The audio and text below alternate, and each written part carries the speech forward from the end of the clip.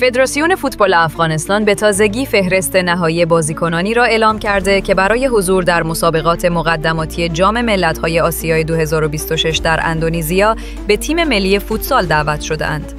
این بازیکنان نمایندگان شایسته‌ای از باشگاه‌های داخلی و خارجی هستند و با آمادگی کامل قرار است برای سربلندی افغانستان در این رقابت‌ها به میدان بروند. در این فهرست نام 15 بازیکن دیده می شود که ترکیبی از تجربه، جوانی و مهارت را با خود دارند.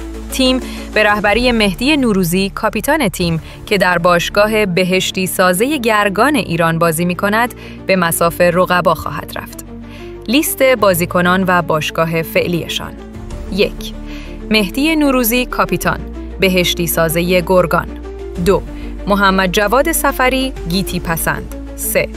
علی احمد محسنی، صداقت. 4. رضا حسین پور، عصر جدید. 5. جواد حیدری، اتحاد FC. 6. حمید رضا حسینی، سعادت نیمروز. 7. علی امیری، صداقت. 8. سید مرتضی حسینی، پیروزی پنجشیر. 9. فرزاد محمودی، پیروزی پنجشیر. 10. محمد مرادی، گیتی پسند. 11. بهمن گروگیج، اتحاد FC. 12. سید حسین موسوی، نورزاد FC. 13. اکبر کاظمی، صداقت کابل. 14. امید قنبری، صداقت کابل. 15. عباس حیدری، امید FC. این ترکیب با ترکیبی از بازیکنان با تجربه و چهره‌های جوان نوید بخش حضور قدرتمند در رقابت‌های پیشرو است.